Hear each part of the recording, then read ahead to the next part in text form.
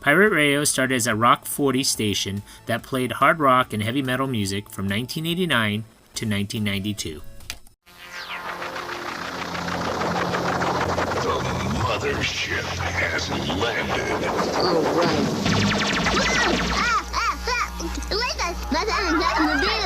I'm out of here. Ay, caramba. Sorry, guys. School bus. Pirate Radio takes a knockin' and keeps on rockin'. On March 18, 1989, KQLZ, branded as Pirate Radio, launched with the Guns N' Roses song Welcome to the Jungle, adopting the title as its slogan. The mothership has landed. Pirate Radio, 100.3 FM. Welcome to the jungle. Pirate Radio broadcast with no commercial interruptions for its first few days, adding 1 or 2 advertisements per hour thereafter. KQLZ featured an eclectic range of music and proudly proclaimed it played everything from Madonna to Metallica to Milli Vanilli, mixed with music from such acts as Iron Maiden, Billy Squier, and Winger. A typical hour of music on Pirate Radio in the spring of 1989 could include hip-hop artist Tone Loc, electronic music from Depeche Mode, a power ballad by Martika, a pop rock song by the Bangles, and even another pop rock song by the Dead Milkmen. The station was programmed by Scott Shannon. Shannon left his previous radio gig and moved to Los Angeles to compete against top-rated station Kiss FM, who had Rick Dees in the morning. In addition to Shannon hosting KQLZ's Morning Drive program, other on-air personalities from the Rock 40 era included Shadow Steele in the afternoon drive and Jimmy Page, formerly of KCAQ in Oxnard, in late nights. The original Pirate Radio billboards featured a close-up headshot of Shannon's face. Some of the billboards were soon defaced with El Diablo in spray paint.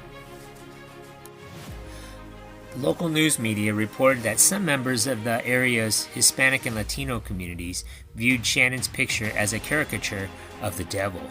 Some media sources also reported that the acts of vandalism were done intentionally by the radio station to generate free publicity. After briefly registering successful ratings during its first 6 months as Pirate Radio, however, KQLZ soon garnered ratings too low to bill advertising rates high enough to sustain operating costs.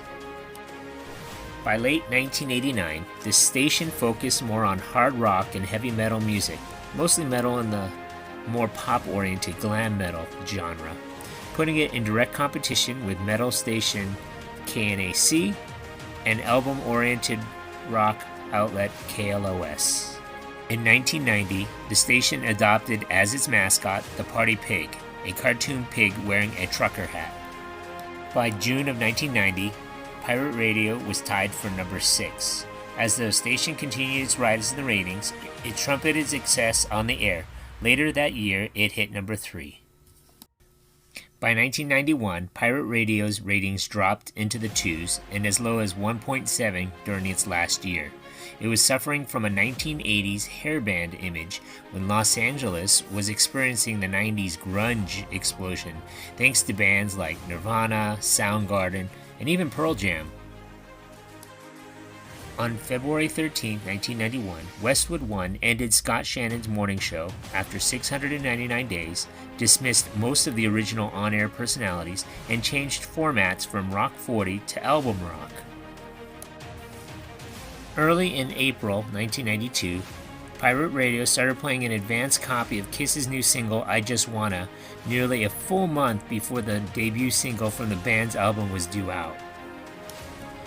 On April 13, 1992, Polygram Records issued a cease and desist order against the station. The song from their upcoming LP, Revenge, somehow found its way on Pirate's heavy rotation playlist, despite the fact that the first single, Unholy, was not expected to be shipped until the first week of May. KQLZ dropped the pirate radio name on December 28, 1992, and adjusted its format to a hybrid of album rock and modern rock. The station from this point forward was known as simply 100.3, with the slogan, Southern California's Cutting Edge. I would like to thank Dennis Yonker and his Pirate Radio fan site for some of his useful information regarding the radio station. Thank you for watching.